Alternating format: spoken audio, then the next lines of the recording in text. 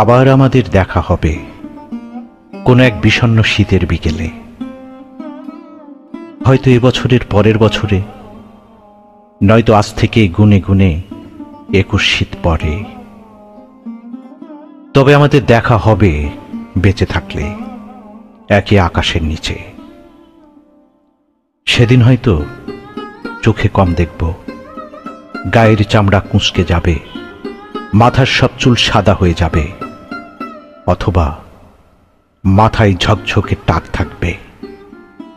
তবু আমাদের দেখা হবে, আমরা একে অপরকে চিনে ফেলবো, দেখে ফেলবো পুরনো নয়নে, শত সহস্র অগণিত মানুষের ভিড়ে।